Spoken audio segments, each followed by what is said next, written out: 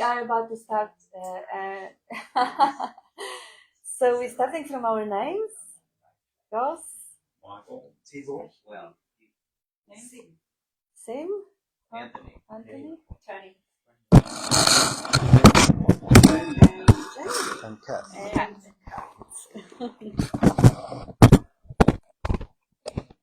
And I asked Jamie to give us an introduction, so we are up for the treat, and then we will start the usual investigation after. If there are any issues with the sound, just please let us know. Go. Hi. Hi, Johnny. Well, I wasn't expecting to be sitting here, but now I am. I'll take advantage of it. And I might just talk for a little while on the concept of let life flow. Now, I'm just going to speak from the point of view of something that I do understand, and I work in the field of Chinese medicine. I'm an acupuncturist. And in the Chinese medicine ancient texts, there's a very simple concept that good health, where the concept is wherever there's free flow, there is health. Wherever there is not free flow, there is disease, in what the Chinese would call stagnation. And they would use the idea of, let's say you have a waterway. Let's say you take your local creek. We all have a local creek, a local waterway. And there's certain times where the waterway may stop flowing and the water becomes stagnant. The stagnant water starts to accumulate rubbish. Maybe mosquitoes and other things start to accumulate and the water becomes, say, disease. And then we get a good free flow of like a heavy downpour of water, and that sort of washes all the rubbish away and the water becomes, say, healthy again. So the Chinese applied this concept to the body, that our blood vessels and meridians are kind of like rivers. It's like a river system, and as they become accumulated and stop free flowing, that we start to develop disease. So my job as an acupuncturist is to help create free flow of those waterways in the body. And when the free flow is there, everything is moving, then the natural intelligence, the natural flow restores health to the body. But you can also extend this concept further to our mental and spiritual life, that there is a natural state of being, of health, wholeness, which is present when life in general is able to flow freely and move through us. Because the one thing, if we're observant, that we notice about life is that it's constantly changing. Minute to minute, day by day, month by month. There is no stability there in the thoughts, in our situations, in our emotions, in our feelings. It's a constant river of change. Now, like the waterways, if there is an ability for life to flow in a natural way, then we don't experience the disease that we may call, maybe let's call it, say, resistance to that flow of life. So the resistance comes up in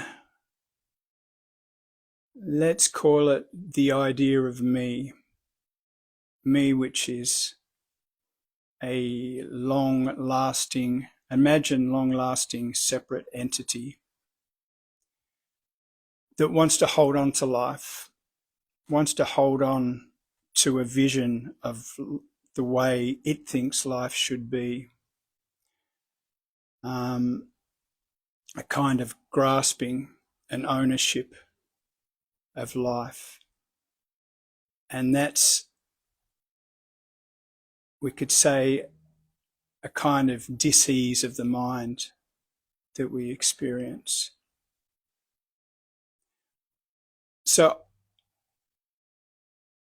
if we investigate and have a look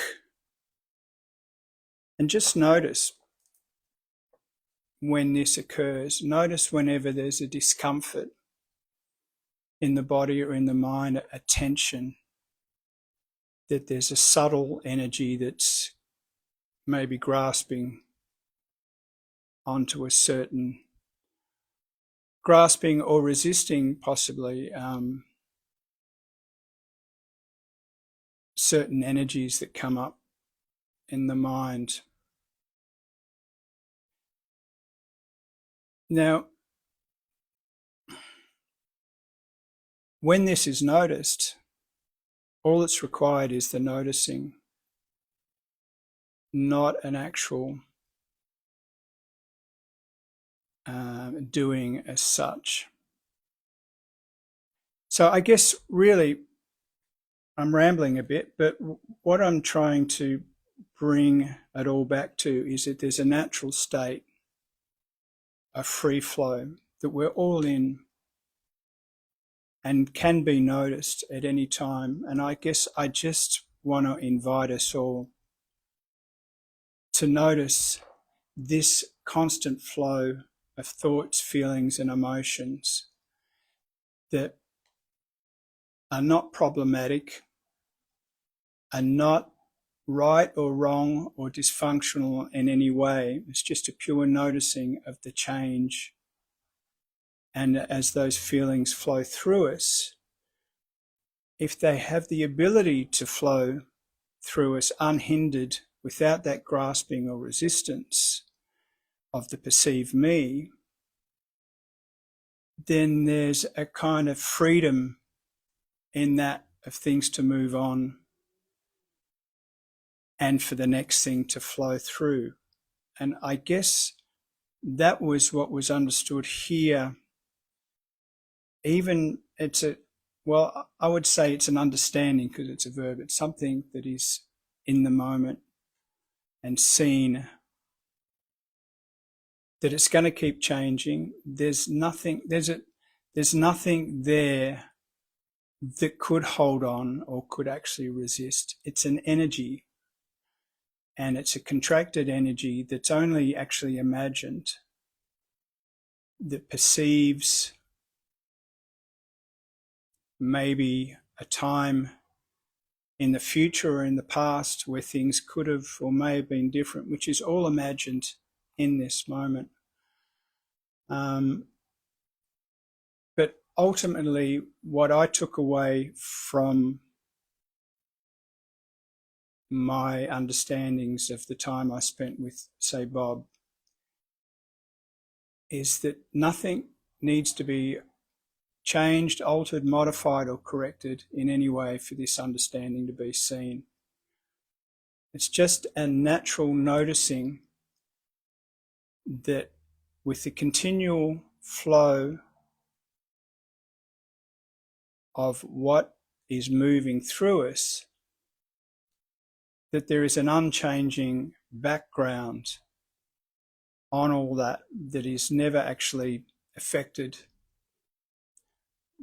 by the contents that are coming up and flying through.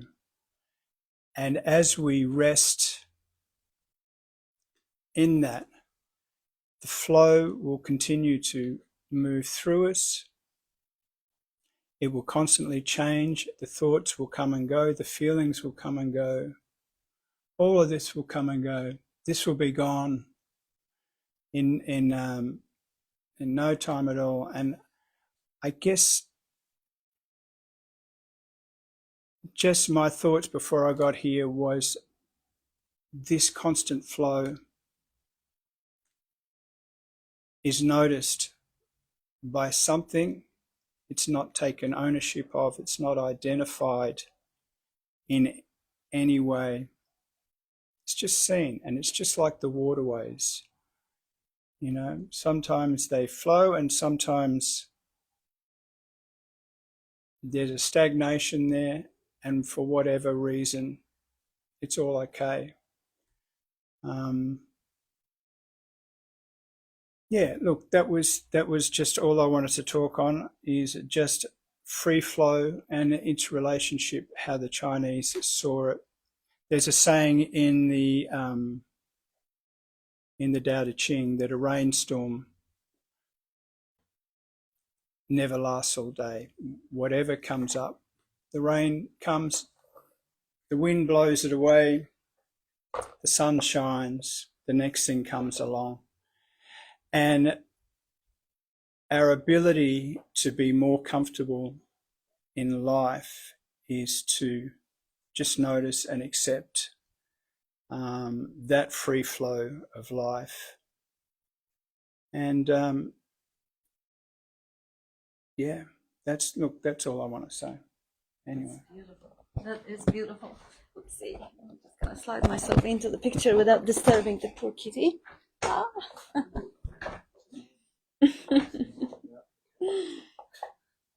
Yeah, cat paralysis, Julia would call it.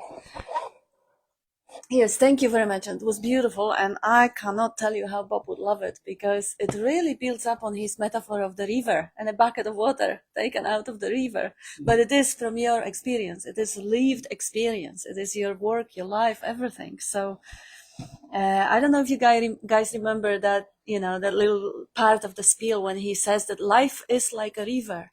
It flows through the sandy banks. It is moving. It is alive. Sometimes it may be flowing a little bit slower.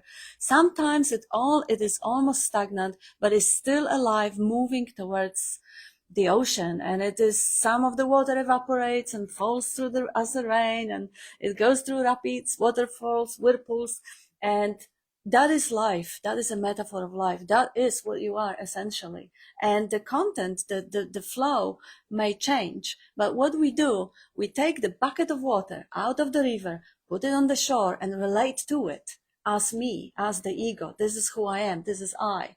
And as he says, we are wondering, why can't we keep up with life? The bucket of water is stagnant. It's dead. It starts thinking. Yeah. That's what the ego is, a dead concept that cannot keep up with life. And it's nothing but the concept. It's a sweet metaphor. And I see here, there's a comment here Gilbert put up, and hi everyone who's with us. Me cannot think. Yeah, absolutely. Attributing qualities of doing to a fictional character is just another belief.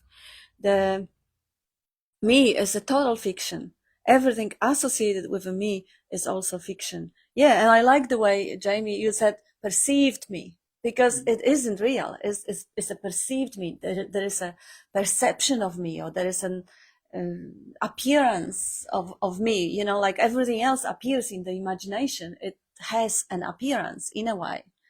You can't say it is real when you imagine it, or the dream that it is real, but you can't entirely say that it isn't, because it appears to be, just like everything that appears to be.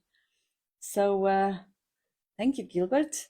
And Catherine says, much love and eternal gratitude from James and Catherine in SA. And ditto, thank you. And Jyoti says, where does resistance come from if there is no doer? Beautiful question. Yeah, just look out in nature. Where the resistance come from? Everything comes from that same one source of life. There is an attraction, there is resistance, repulsion, craving, all of those energies, all of those movements. When the resistance come in the river, the dead tree falls in the river and the water are flowing around it. But there is part of it that, just crash on this log or that rock, and there is a resistance. When you realize that nothing is of any of your doing, then you realize that also resistance is just what's happening.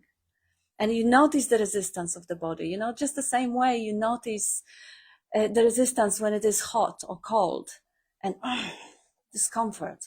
And then that discomfort causes the action or a thought, a call for action.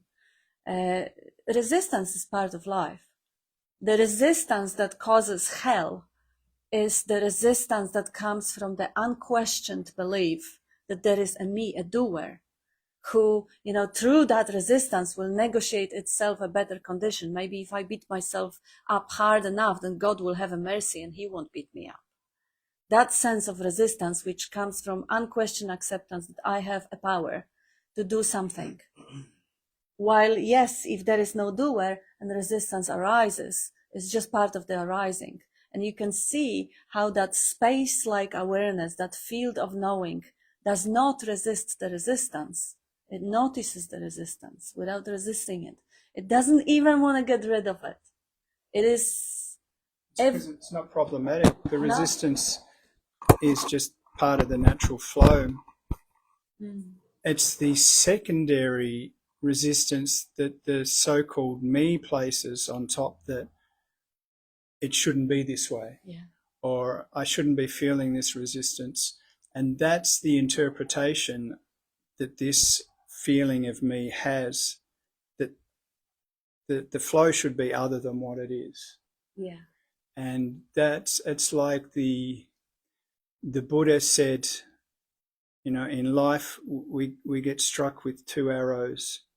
We get struck with the first arrow, which is just the natural flow, pain of life, circumstance, which nobody is immune from. And then we get struck with the second arrow, which is the resistance that it shouldn't be this way. Yeah.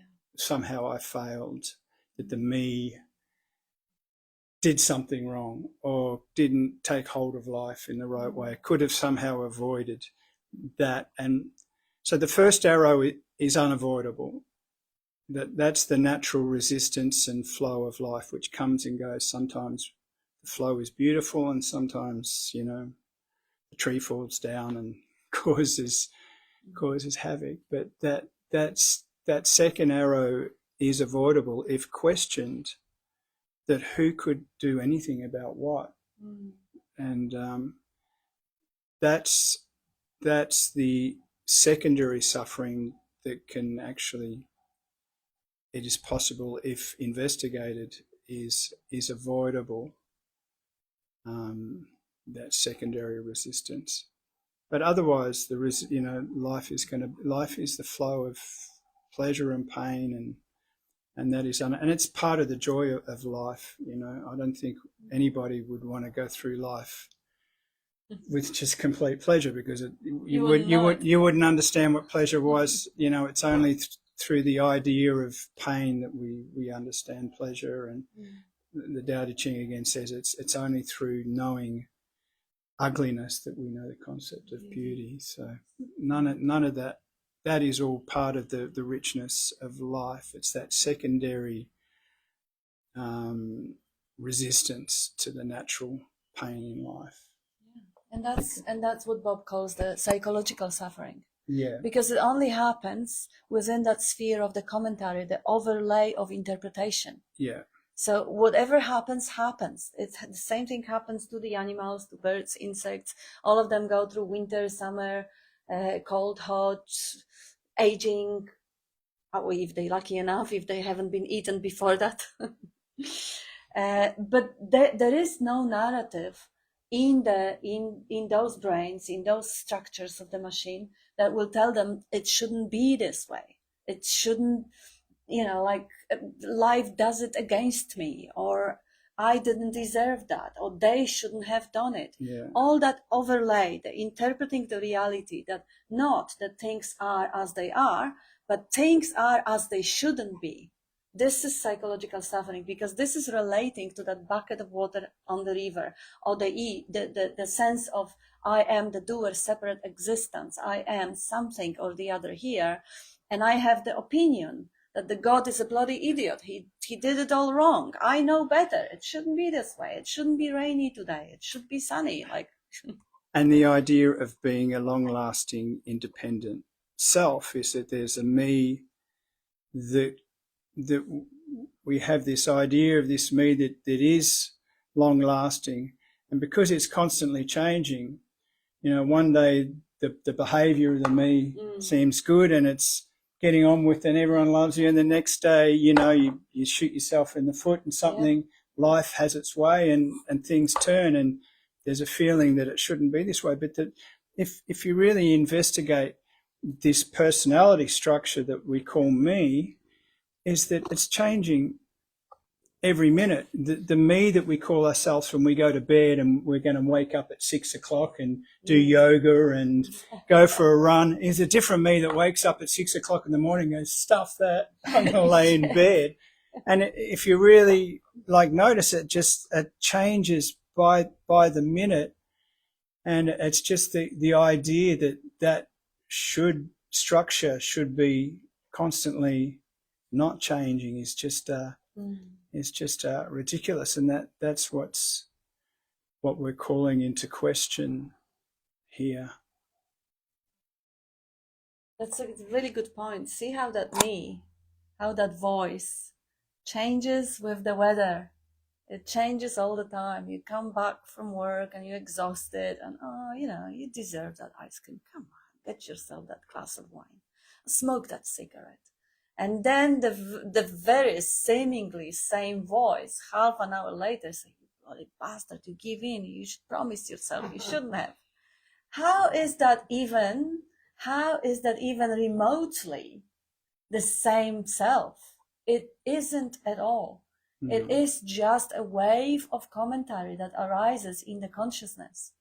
What does it have in common? From the morning to the night, or from having that glass of wine or the cigarette to the moment of criticizing that, oh, you're weak, you're worthless, you this, you that. It has one thing in common. It is both known in that presence. That is the only thing, the presence, that all-pervading presence in which those voices, different voices, arise. The knowing of it is the only common denominator. And the assumption that this was me, this was my voice, I said it, is just a wrong assumption. Who could say anything? How does saying happen? How do you, if you are speaking in that commentary, how do you do that? And why would you stop? Well, yeah, if you're creating the thoughts, just stop creating them. Yeah. It's the easy solution. But we can see that the thoughts are just happening. I guess that's another feeling of this me. Is it creates itself as a subject. It's the thinker of the thoughts, the feeler of the feelings, the doer of actions. So therefore, if you feel you're the thinker of the thoughts, if you feel you have an ownership over the thoughts, then the thoughts have the ability to own you. So there's a belief in whatever the mind is throwing up, and you can say just about all of what the mind throws up is bullshit. Pretty much all of it. There's no truth in any concept anyway. And there's an entertaining of that bullshit, and we've all been entertained and caught up in it. But in the seeing of what we're pointing out here, there's a less and less getting caught up in it, and an ability to let it just move on.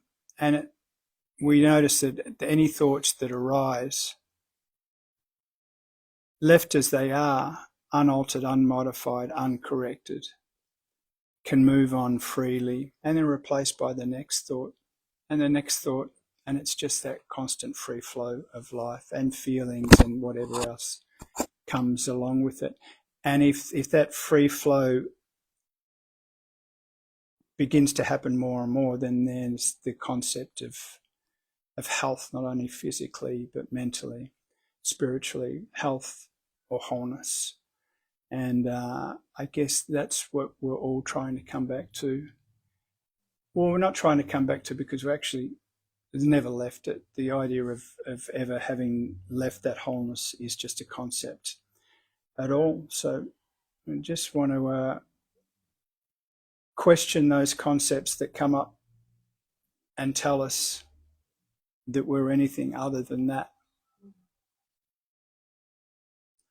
Yeah. Anyone got any comments or want to talk about anything? Resonant? Question, excuse me. Question that comes up is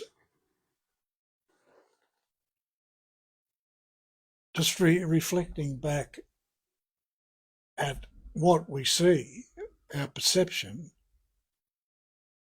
There's a sort of recognition that what you're apparently looking at is your own reflection, or you're creating what you're looking at.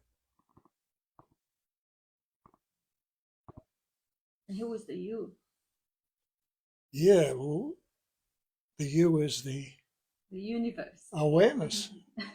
It's appearing in awareness. The universe. Yeah, the universe. It's not appearing in awareness. There is only awareness. It's not two things. Yeah.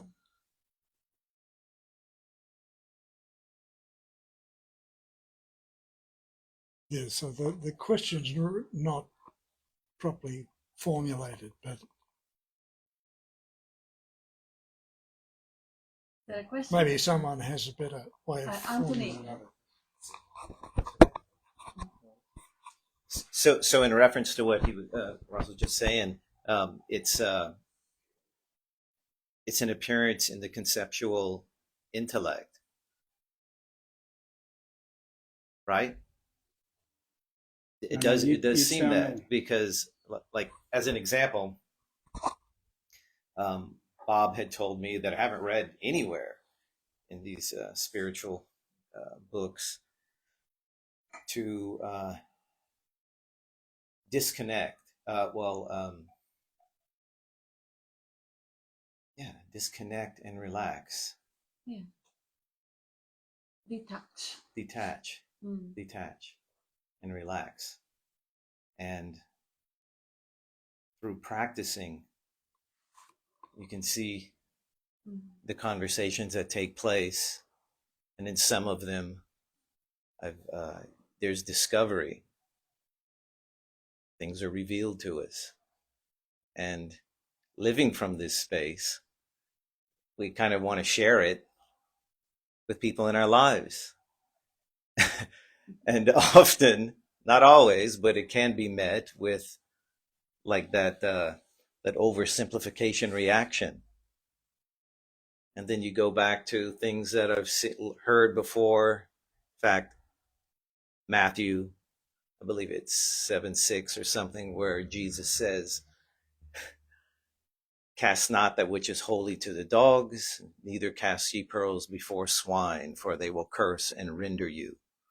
So the interpretation of that is, don't have intellectual pursuits with people who don't appreciate them. Or what I found is that I have more experiences of just letting it be, because I can see myself in their reactions. I can see the characters' dialogue within the expression of reacting to what I shared. As simple as the energy that permeates the trees. And yeah, just having more experiences like that. So, coming to these meetings is very helpful, to be around everyone that are in the conversation. So, anyway, thank you. Thank you. I have a couple of comments here from our online community. Yes, that's exactly what they're for, really. Just to kind of remind each other and keep it fresh and new and clear that there isn't any doer anywhere. And that sometimes, I love the way you described it, sometimes, that energy goes enslaved to the concepts, and sometimes is mildly entertaining, and sometimes is completely ignored. And that presence of awareness is always the field in which it all appears, whether the carrying away or other mildly entertained but detached, or whether completely unaffected. And it is, life doesn't mind either way, and you are that life. We have a couple of comments here. Jyoti says, thank you both. So a resistance to a circumstance is also part of flow of life. Secondary resistance is judgment of that resistance. Yeah, you could totally tell that this way. It's like there may be a sense of wave of sadness or something arising, but if you are sad that you are sad, that's unnecessary. That sadness is impersonal. It doesn't happen to anyone. It's just a wave. You don't even have to call it this. It is just the energy moving through space. But the moment there is a reaction to that and relating to that bucket of water on the shore, this is me, this is happening to me, this is personal, I don't like it, I don't want it, the judgment, that's the psychological suffering that can be avoided if questioned. And Peter says, yes, the bucket of water analogy is so good, and we can find ourselves doing time and time again instead of constantly allowing and being. So helpful. Yes, and even that, that relating is just an automatic program that has been rehearsed and learned through imitating adults when we were children. So there is no guilt, there is no sense of, oh gosh, I'm doing it wrong, I'm relating again, oh, poor me. Or no, it's also a piece of completely automatic functioning for the human pattern, because animals, as far as we know, don't have this neural networks that let them simulate and imagine using symbolic language and pictures and images. You can notice with a dog or a cat as well, you can stand on a dog's foot accidentally, and he'll yelp and jump away, and then a second later he's back, he's panting and he's happy again. He's not, what did you do that? He's not adding that secondary, because that secondary resistance is the doership, the feeling of doership that why am I feeling this resistance? I'm a failure. Maybe I don't understand non-duality because I feel sad or whatever. It's, who doesn't understand? Exactly. The eye trap again. Yeah, and the dogs, it's a great example, but again, they also learn, if someone consistently kicks them in the gut, they'll run away and not come back. Yeah. I think just with what you're saying before too, it just reminded me of listening to Alan Watts a long time ago, and he used to talk about, because all the world's a stage and it's all play, and we're all God acting out each of these characters. And us gathered here today, we're kind of like the failures of the game, because we've sort of seen through the game and we're not playing it very well and we're not being the actors. But our friends and that are really deep into the idea of being an individual and don't believe in God and think all this is bullshit. That's God really playing the game really well. He's really lost, and that's the idea. He's in the game fully. We're the ones who stuffed it up because we're starting to see through it. We're not identifying with the character like we should, So I cute. Yeah. I love it. And it's of course still the same life essence of God that actually created those failures. Yeah, exactly. Yeah, gosh, how wonderful to be a failure, huh, Tony? Go back to the onion analogy, because I think sometimes it's not all kept as the same thing. So psychological, the next layer on top of the physical pain, the first layer, they're still just the same thing. So there may be a move for physical pain to be removed, a physical process that you do, or here there's just processes take place with no ownership anywhere. So the processes of things arising and notions pop up, visuals. There might be someone in a toga being stabbed, there might be alien crap, whatever. There's just visuals happening, and it's just a happening process, and it just leads to more flow.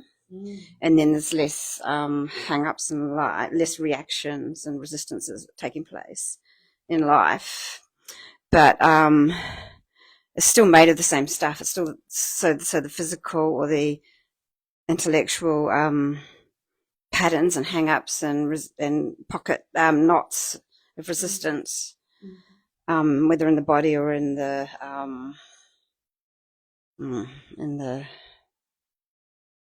just in the package that arises. So there's a package of like, and we can't say which bits come first. That's just like not even possible. When you talk about the experiment where it was noticed that action took place before the thought, even though the subject thought otherwise.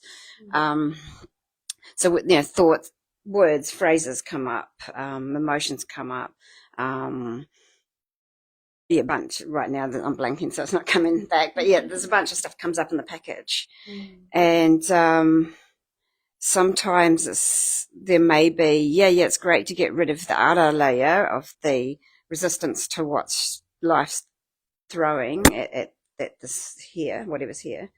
But it's more pure, not to go deeper than that and get rid of the first layer, But it's if that's happening, there must be ownership happening too.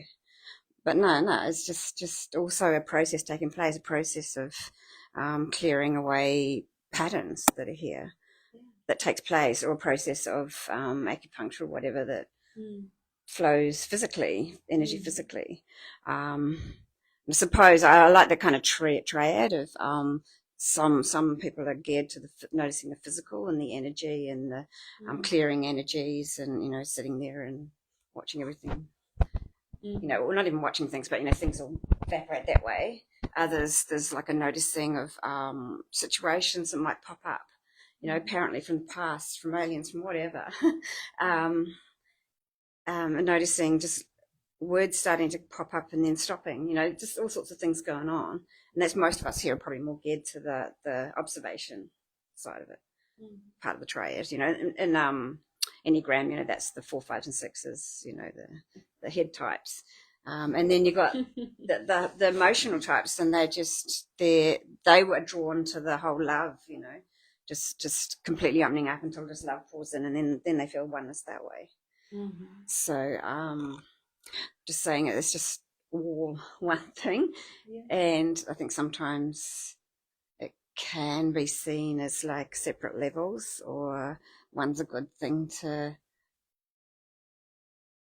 one type of disappearance is a good thing, and the other type of disappearance has to be a self in there thinking it's doing that. Got to leave that alone, don't touch that, don't touch that first layer of onion, sort of thing. But it's just happening. Anyway, so, yeah, beautiful. I have a couple of so many ways in which every single body mind organism is processing the informations, and they always boil up to the same, like whichever is the filter, the same recognition of the stuff showing up in that screen of awareness, whatever the stuff is. And we have, I like, because that's your language. So really, really, stuff pops in. I love it. I love when you share it. And we have, James says, thinking is happening, but there is no thinker. Absolutely. And Gilbert says, non-duality means one without a second. There is no one anywhere that is actually caught in anything. Absolutely. It's just an appearance. Yeah, everything's just an appearance. Yeah, beautiful. And Mitra says, so much love to you, Kat, and everyone there. And Dito Mitra. And Julia says, no self, no problem. And Gilbert, cramming yourself with more and more experiences just adds more confusion.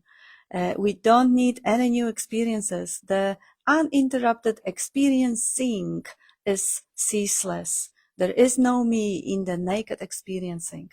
That's beautiful. I can't wait till you come here, Gilbert, and give us a spiel, because yes, it is such a potent pointer, rather than chasing experiences, chasing moments of elation, or moment of insight, or moment of bliss.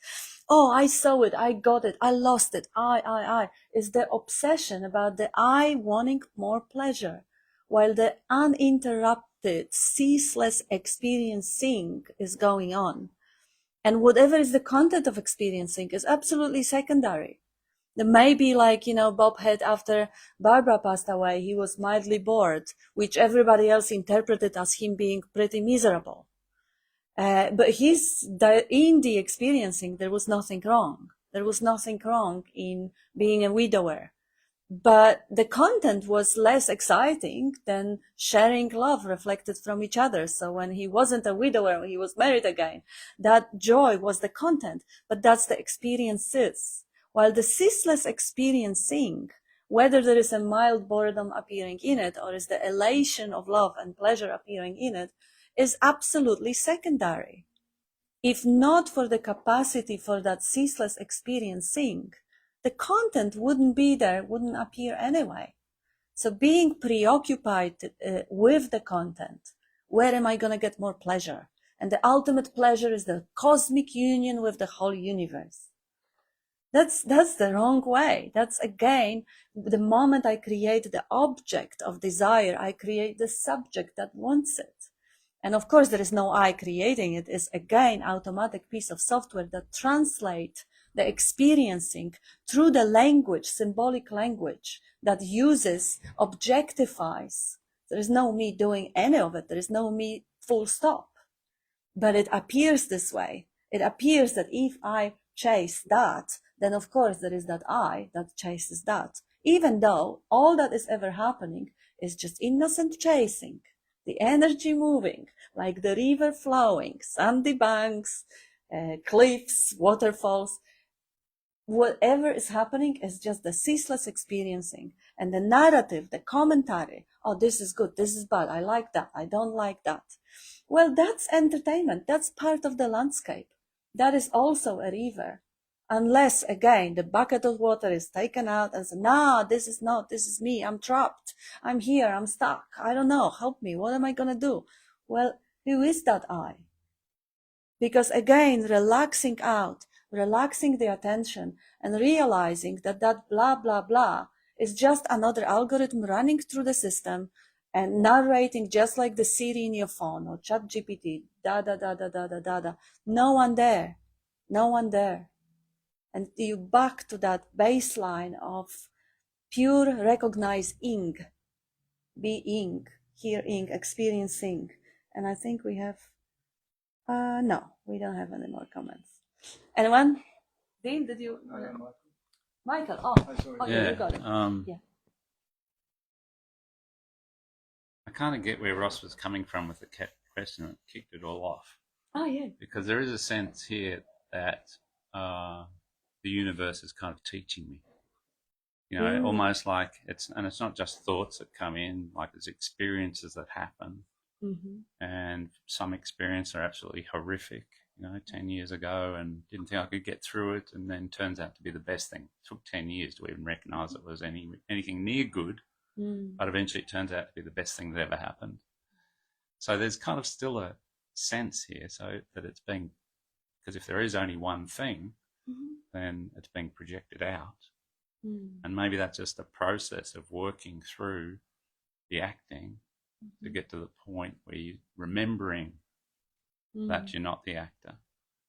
Jim Carrey played a role, and I think the comedian, I didn't know the comedian, but he played a role of a comedian. I think his last name was Kaufman. Did anyone see Jim Carrey's speech about that? Because he was a method actor, so he would get into the role of Kaufman, so much so that he would insist on everyone calling him whatever it's Kaufman and responding. Yeah, method acting so intensely that everyone thought he was going crazy, but he'd scream at them if they called him Jim. When he came back from that role, when he finished that role, he couldn't find himself again. So he thought, if I can be that convincingly Kaufman, well, how can I be Jim Carrey? I can be anything. And so I just wonder whether that idea, that idea of like projecting out, like here I am projecting out this world, or if I am, there is only one thing, then yes, it's one thing. But if it wasn't projecting anything, then there'd be nothing. So the whole idea of the play must be this one thing projecting out something that's many things. And the whole game of recognizing and coming back to the one thing would mean there's nothing again. Mm. But I guess the seeing is that ultimately it's empty, because we have so many different roles that come and go in this life. And I can say from a personal point of view, I'm in a kind of transition from one major role to another, and you can see that happens all of a sudden. It's like Paul Hederman talks about, like seat assignments, that, like we're playing musical chairs, and every so often that the music starts playing, we get up, and then the music stops and we sit down and we find ourselves in another chair and we're playing another role.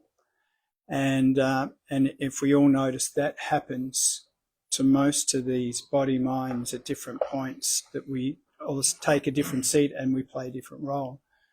And the ability to go with that and see that ultimately all roles are empty leads to, I guess, what Paul talks to, a travelling lighter, that we're able to move through those roles in a lighter way. And it's like, back to Alan Watts again, he's like, is it serious? His life ultimately, is it serious, or is it just you notice these roles and you notice the circumstances come and go, and we find ourselves in dire circumstances and everything gets shaken up, the deck gets reshuffled. But as there's a more settling into ourselves, like our true selves, and whatever that is, that sense of peace, that there's a lightness and a kind of humour in the predicaments that we find ourselves. Sometimes you find yourself having a giggle like, this is, can you believe what the fuck is going on here?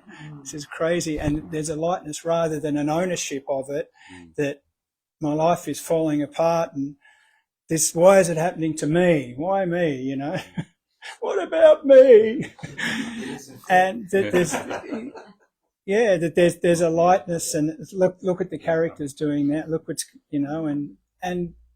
and a humour, because ultimately God, what we are, has an amazing sense of humour. And seen from that point of view, we can let it all move through and flow, and it's not such a big deal. I like Paul Hederman's concept of travelling lighter, because there is no ultimate enlightenment or point that we reach and all of a sudden we're just in eternal bliss. I think they're just stories, I think we all have had experiences of that and tastes of that, but I don't think that's back to the permanent taking the bucket of water out of the river again, that this experience I have of oneness or whatever is got to be permanent, because whatever comes is going to go, and it's that feeling.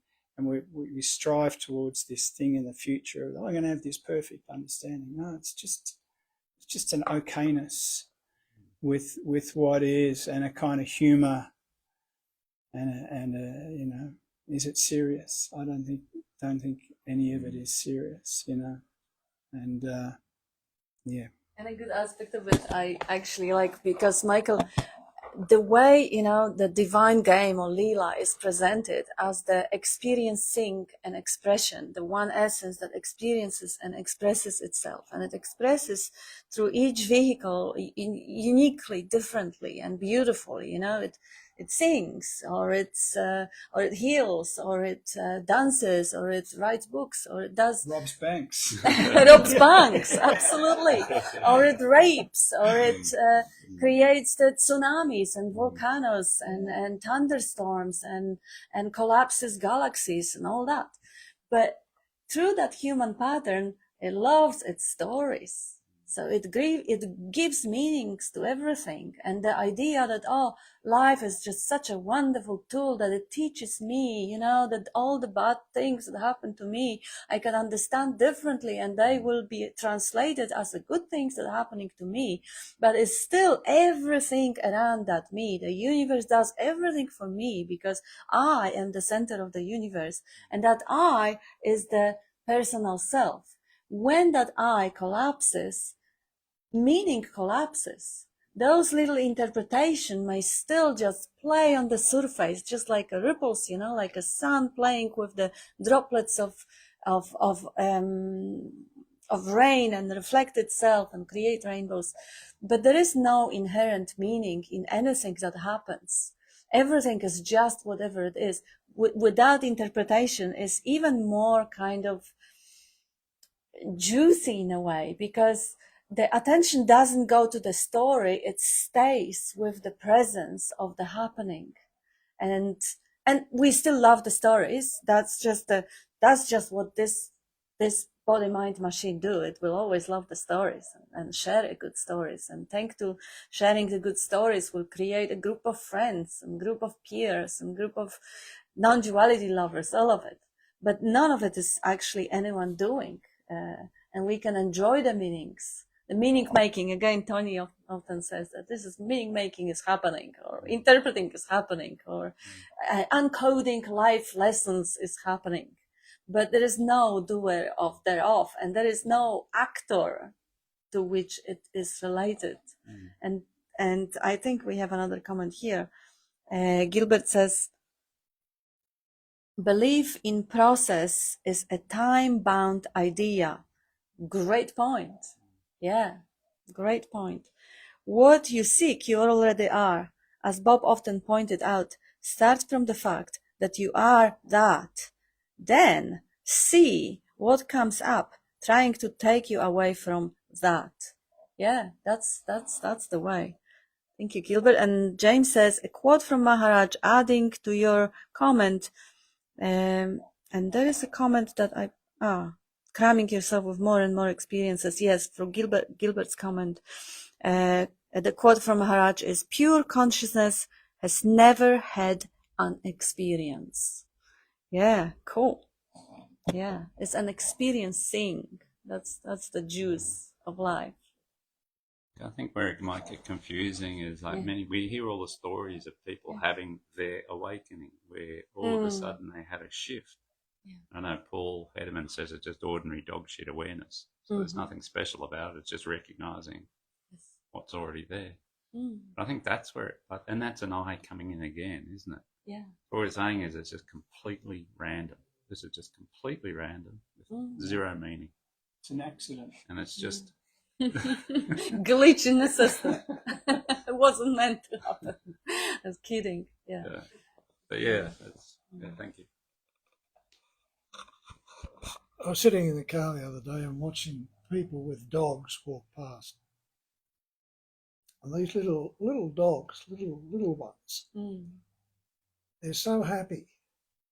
They jump, but at times their feet don't touch the ground. They're just so happy. They're bouncing up and down and looking everywhere and taking it all in.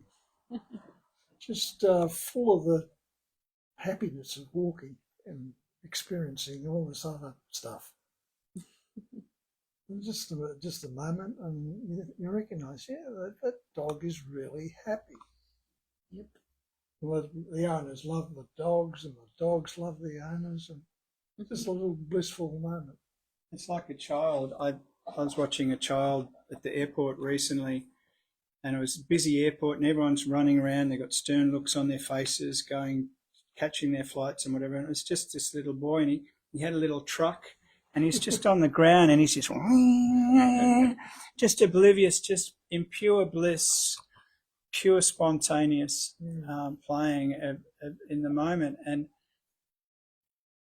I guess that's why in a lot of the texts they say, to enter the kingdom of heaven, be as a child, in that way of regaining that spontaneity, because this idea of the long-lasting independent self, the me, is something that's inculcated into us from childhood, that we're born into the natural state of that spontaneity, like the dogs and the small children, and then we're taught to be a me, and then we've got to take life by the neck, and if you want to be anything in life, you've got to go and make it happen for yourself. We're indoctrinated into this belief that we are, you're you, and you know, this is who you are, and you're this type of person, and it's indoctrinated into us from a very young age. I guess what I've discovered that these non-dual teachings are kind of like a an unprogramming of that. It's like we've been fed this poison our whole life of you're the doer, you're going to make life happen, it's your fault, and you've got to blame others if they hurt you. That these teachings, it's like a thorn to remove a thorn. These teachings are because then the teachings themselves are only concepts. They're not true as well, but they're a kind of antidote to this indoctrination that we've had for most of our lives, that have led us to this feeling of discomfort that we've all reached, that has made us look for other answers, and we have an innate sense that there's a better way to live. We all have tastes of it in our life, and the awakening that you're talking about, this experience, is just it's a flash seeing through of this programming in an instant, that actually what is inculcated into us creates this dream life, that we're all living a dream, the dream of me, because the me is essentially dreaming. What am I going to do in the future? What's going to happen to me? And what if this person doesn't like me? And what should I do if this is like dreaming? And it happens all day. And the awakening is in a flash of that seeing, of that dreaming, and waking up from the dreaming and coming back to the natural state. And in a way, that waking up can either happen spontaneous, out of time, in a flash, or it can be seen over a period of time and you come out of the dream slowly. But this idea of having these amazing awakenings with these feelings of bliss, I sort of compare it to, like, I remember watching a video of these cows had been locked in a barn, right, for years. They've been in this dark, I think they're locked all winter. Anyway, they're locked in there for 6 months in this dark barn, and then they have this video, they release them into the sunshine and the long grass, and they're released out of the barn.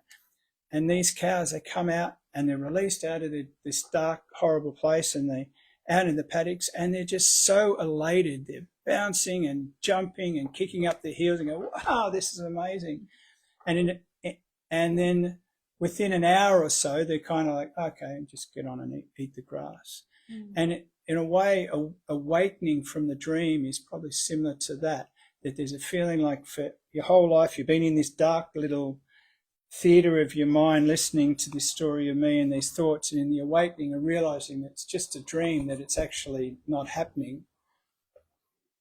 There is a sense of like expansion and elation, like the cows running around and go, wow, this is amazing. And you want to go around and you want to tell everybody, you got to see, you're not, there's no me, and and there's this feeling, but within a short amount of time, it's just natural state is just normal, and you go back like the cow and you just eat your grass and you get on with life. But I think with those awakenings, many of us do have a spontaneous awakening where it's seen in a flash. But I think for a lot of us, it's just coming to the understanding over time, and that dreaming just wanes and loses its power. And even in the spontaneous awakening, it's often not the end of it, because the programming that's been put into us is so pervasive that it's not going to go in one flash of seeing. It's going to reassert itself. Like I was thinking today, like I had one of these massive awakenings like that, where in a flash I saw the dreaming nature of this me, and there was an expanse, and I felt like I was on LSD for like a month, you know, just walking around tripping. This is amazing. And I thought, wow, this is it. I finally made it. But anyway, there's that feeling like, yeah, this is it. And then I remember I drove my car into floodwaters and burnt out my engine. And that was like the quickest way to like come back into the me reasserted itself. What were you doing, dickhead? What were you driving around in floodwaters for? You know, and that pattern can come back so quick, reassert itself. And in a flash, that was, you know, that elation was gone. I'm going to say, oh my God, I'm back in the mind, suffering again. And then it was seen again, but a little less radical. And then the mind reasserts itself. And then there's a process that just is ongoing, that you start to unravel this programming over time. And I really like, there's Ramesh Balsekar has this really great analogy. It's like, you know, waking is always sudden, but it's like, you know, when you first awaken to our true nature, it's like getting your driver's license. But at first, you're not going to go straight into full peak hour traffic in Mumbai. You know, you might just stay around the back streets. Things are all right, and you learn to drive. But you're not going to, you know, if you go out in the, you know, peak hour traffic in Mumbai, you're probably going to come unstuck. And in a way, you know, the understanding is like that. It grows, and life will keep throwing shit at us, and sometimes it'll cause us to contract and go back into that feeling of being a me. But you know, over time, we learn to drive better, and we can face the peak hour of Mumbai. And it's a process that there's no point, because just when you think you've reached that point, bang, life will throw something else at you, and it'll come from the side, and you go, oh my, you know, like, you know, and it'll really hit you hard.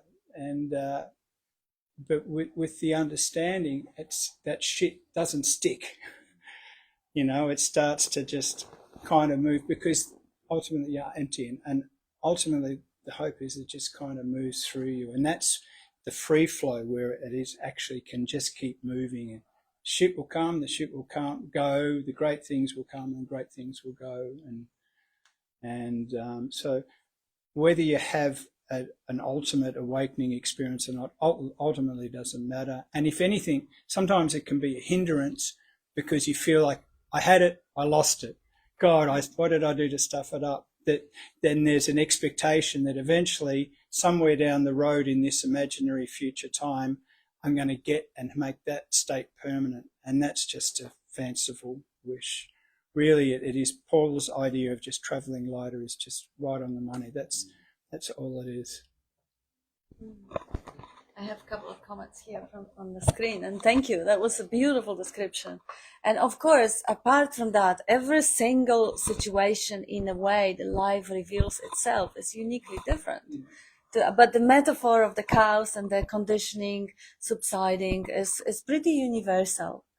And whether that, you know, and I was asked the question several times by people that, oh, you know, you had this massive awakening and so did Bob, in a point of devastation. Then everything was just dark and really, really heavy. And then suddenly it got really light. All the darkness disappeared in an instant, and all the heaviness disappeared in an instant. And the heaviness, the most heavy thing is to just hold that cage of concept, that baggage of ideas of what you are, how small you are, how unlovable you are, how anxious you are, how unrespected, and all that nonsense about the non-existent self. When that drops away, the sense of elation, like, yeah, myself and few people that I knew wouldn't need more than 3 or 4 hours of sleep at night for another few months, because so much energy was just blown into that nonsensical illusion of self held together, and that energy suddenly was available for seeing, hearing, tasting, touching, smelling. So not much of it was left.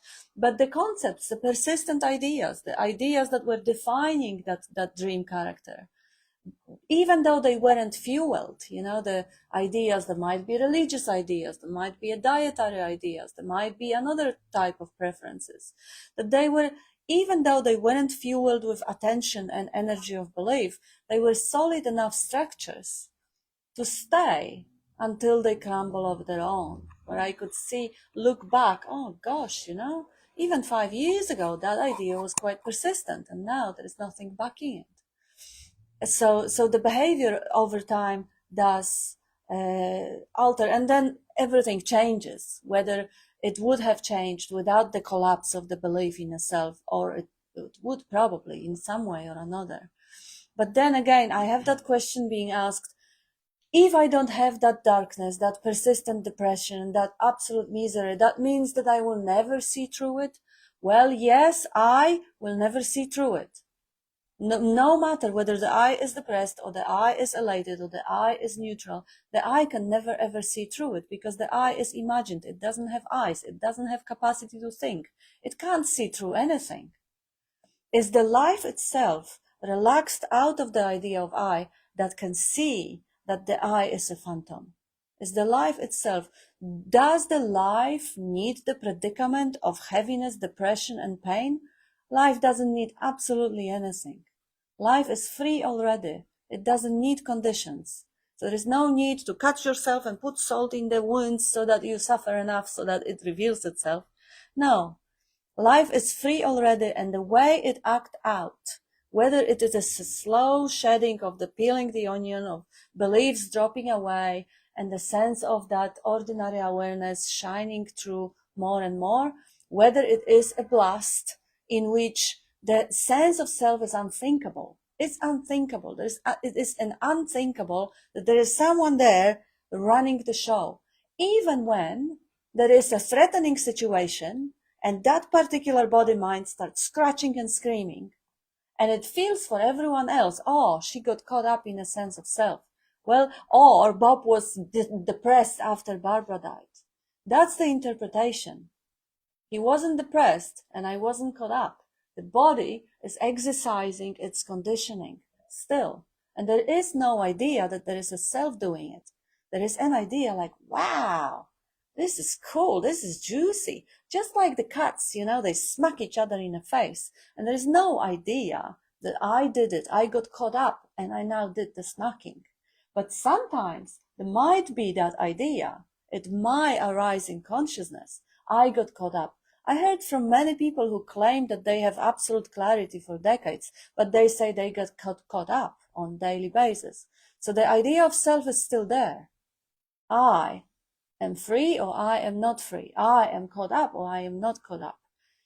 I guess the difference in when you talk about being caught up is, for now, the getting caught up might be just a minute or a morning at the most, whereas before this was even questioned at all, a getting caught up could last for weeks, like weeks and months. A feeling of depression had come on, and I failed or whatever, and just it was left unquestioned because I didn't realize there was a question to be asked, that it could go on for months and months, and now armed with this knowledge to have a look, as Bob would say, and realize that if there is any getting caught up, who is it that's caught up? Yes. Just have a look. Who's caught up? Who's caught up with what? And that seeing through it is almost immediate, and so there's no resistance to being caught up. It's not, before this knowledge was there would be I'd get depressed about getting depressed because, oh my God, I can feel another depression coming on. That sucks because I know it's going to be like this for weeks. And because there was just no question, there was just a pure acceptance that there was a me getting depressed, and that seeing through the me, but armed even with the knowledge to have a look. Who is it that's caught up? Who is it that's, because it can only be the me, because what we are, that reality, is not caught up, just as that mirror is not caught up in the reflection at all. It just expresses, it just accepts whatever's there. And that's the difference. And once that's fully really taken to heart, then you can even have a bit of fun with getting caught up every now and then. Oh, it's entertaining to be caught up a little bit. Sometimes you'll even let yourself get caught up because it's just fun to entertain bullshit thoughts sometimes, you know. But there's no seriousness. Back to, is it serious? It's not, because you know that you've questioned, you've had a look. There is no me. This me that believes it's caught up or has been snagged by a situation. And if situations do come up and you get snagged, they're just the perfect. It's life teaching you where you're still caught. You know, where those patterns still have the ability to look. I've just come through a relationship breakup, and you can see that, you know, like with that's where you get caught the most. You can't. There's a feeling like, well, there is no me. Who is it that feels sad that this relationship? Well, you know, that's just a natural part of life. But that they all come up and they show us that it's okay. That it's actually the richness of life. If you lost Bob, and it's, you could say, well, you know, there's no me to feel any grief, but the grief in that is there, and it's a natural, it's a beauty. We wouldn't want to lose that. My cat is feeling grief. Yeah. He's just coming to his senses now. Yeah. He's been taking it badly. Yeah. And that's always a sobering realization that, you know, they don't have sense of self. Look out in nature, and you will see that absolutely everything that is happening is part of nature. You separate a calf from the mother cow, you know, like they do. The cow's going to cry for days for its calf, and that's a natural energetic pattern. And I think that's different to what we're talking about. And there was a sense here for a long time that all of that would go away, and there'd just be a feeling of being okay with everything of it. You know, I just accept it, and there's just this feeling of happiness that would. But the understanding is now that you're still gonna get thrown around by life and be okay with it. And I wouldn't want to change that for anything, because that's part of the richness of life, and that's. You know, we know when we're feeling joy, when things are going good, and sadness is there. It's only, that's the duality of the expression of the play. You know, like when you're dead, you'll feel nothing, you know.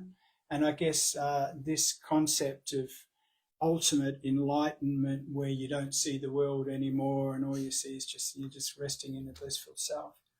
Well, stuff that, like, we're all going to be dead, and we're all going to rest and know that, like, while we're here, while this is appearing, just get into it, suck the life out of it, have fun, feel the sadness, feel the joy, and just let it flow, because none of those feelings and emotions will last long. They'll all move through. It's only the ownership, the sense of doership of the self, that taking ownership of life, that causes the depression to hang around for weeks, and the anxiety to be there for weeks, and unnaturally. And that is disease in itself, where the energy is actually blocked and it can't flow, and it creates that heat. That's that second arrow of the Buddha, and that is what can be avoided.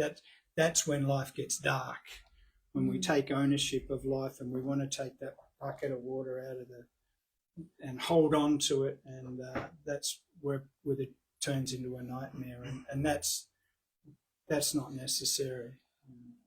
I'm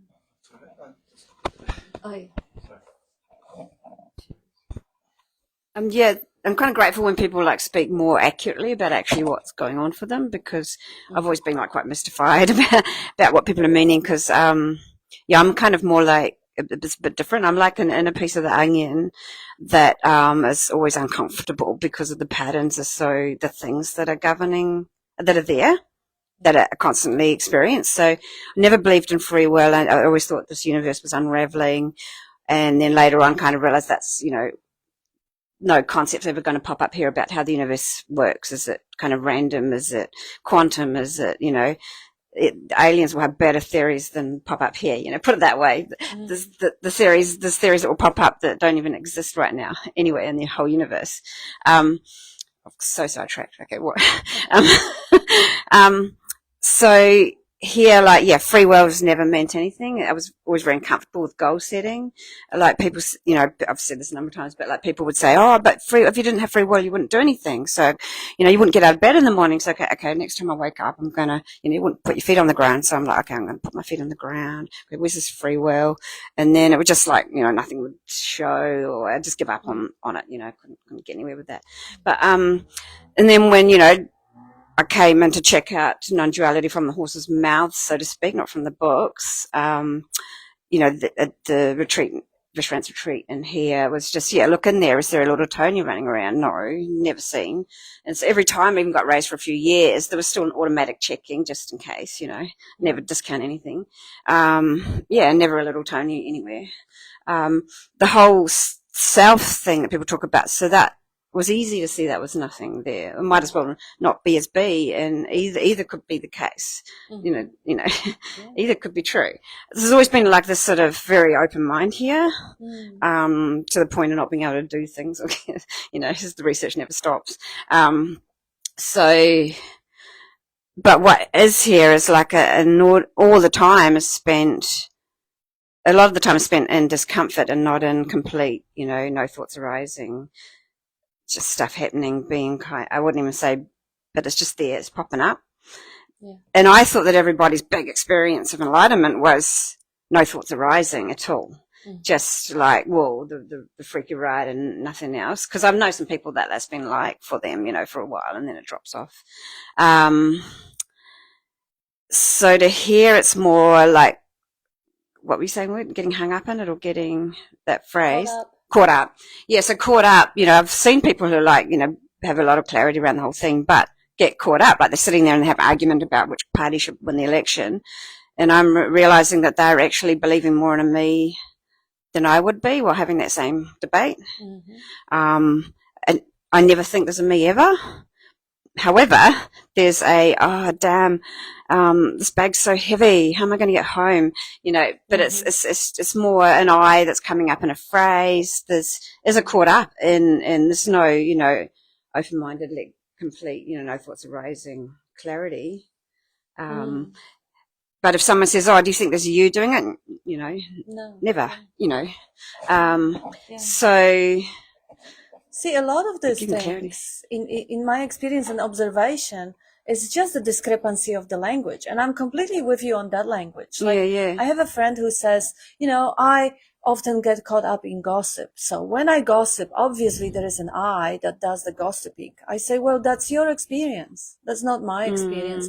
Because it was bluntly clear in that moment over 9 years ago that I is never there. So there's no I to ever get caught up. And I understand that people might experience and express it differently. They may experience the same, but express it differently.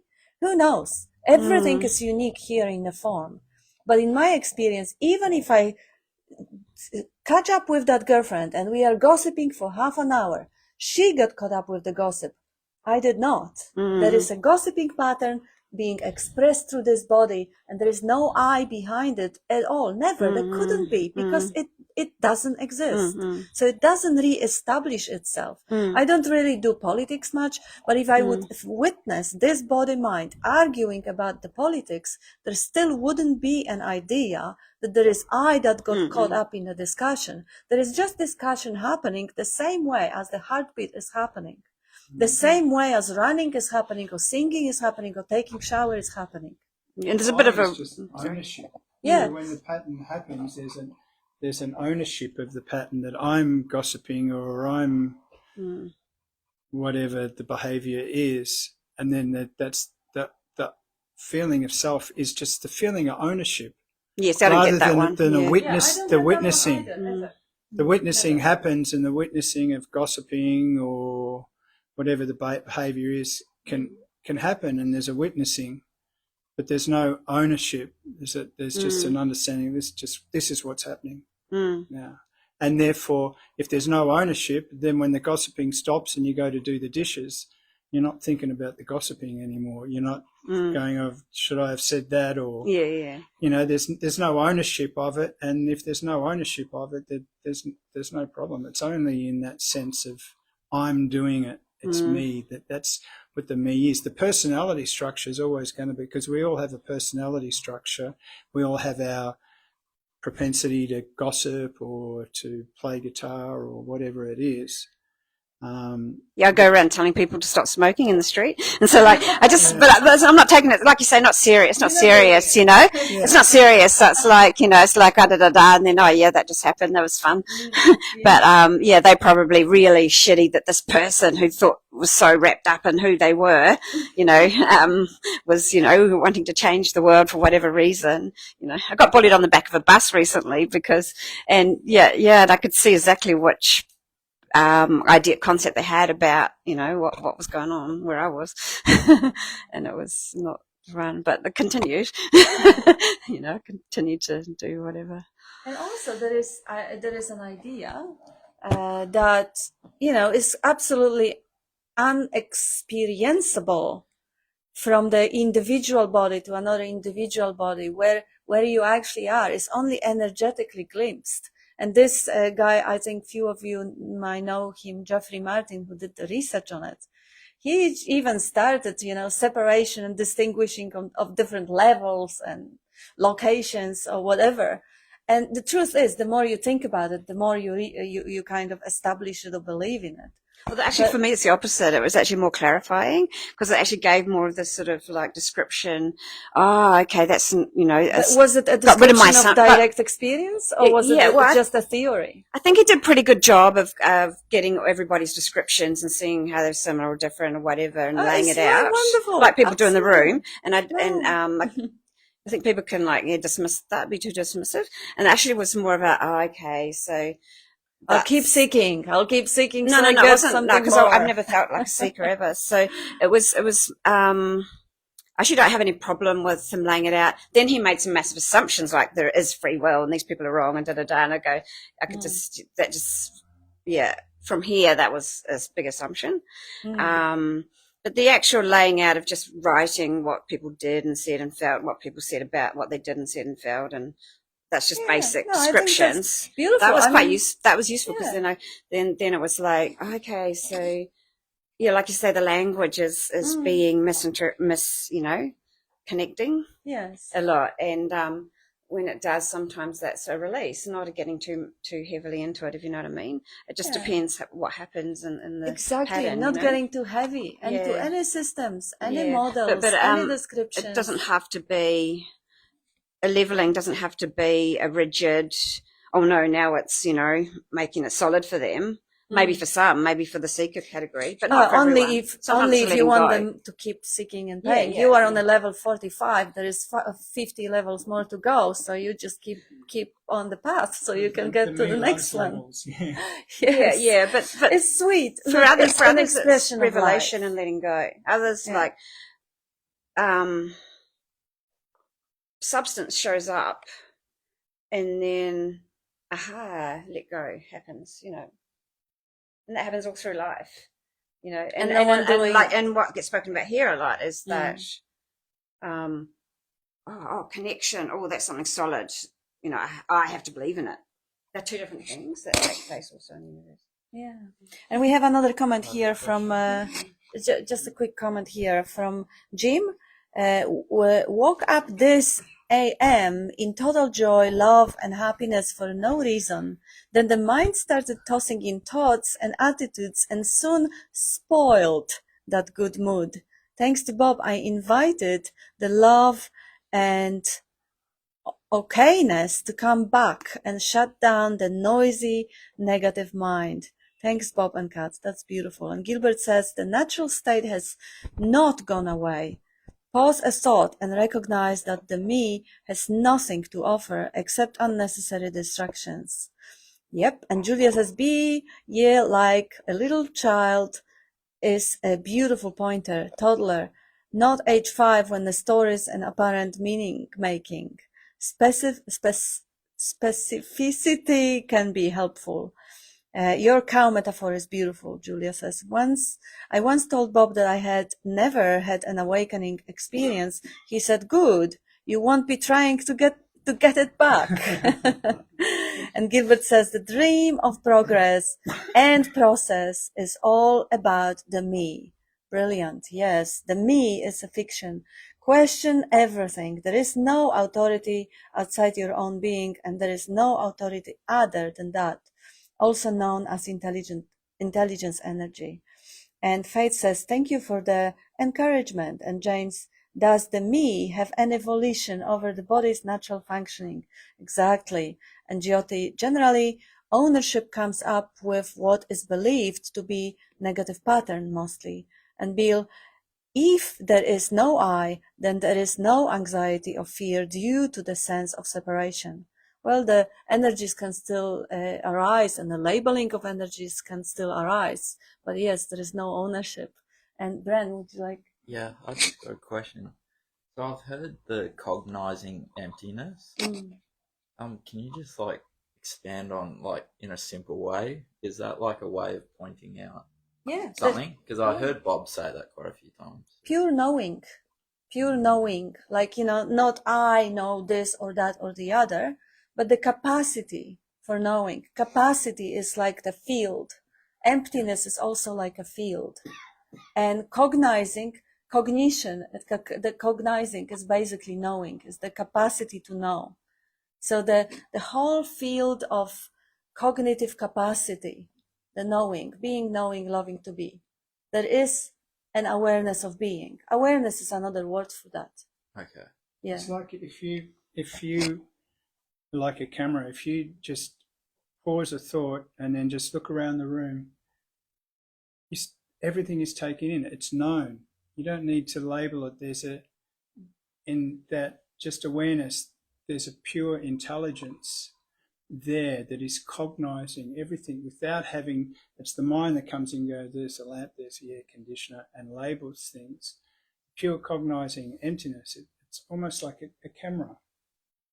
You can just, everything is taken in. You couldn't possibly label everything you see because there's so many things, yet none of that is left out of that cognizing emptiness. And in a way, that cognizing emptiness also, just as it can take in all the objects in this room, it also takes in the thoughts. It's what's seeing the thoughts as well too. And that cognizing emptiness is an intelligence. It's intelligence energy. And once that becomes established, we recognize that, that's how the conditioning can start to be undone, because it cognizes, it knows the mind, that when the thoughts come up and the conditioning comes up and the thought, I'm not good enough, whatever, it can witness that and it just sees it as rubbish. It doesn't need to say, oh, that's rubbish. It's not the mind talking to itself. That's why it's a higher level of intelligence than the mind. And that's like that old saying of Einstein's, you cannot solve a problem with the same level of intelligence that created the problem. So it's that higher level, that cognizing emptiness, that also witnesses the mind and notices when those unhelpful patterns start to come up, and it can just witness it and cut it off. And it's a natural, there's no one doing it, it's just happening. It's a pure life intelligence. It's what you are, it's who you are. Thank you. And yes, and thank you everyone. We're getting over time now, so thank you for hanging out and doing the group investigation. And let's go to Sophia's. Thanks, everyone. I've still got to look at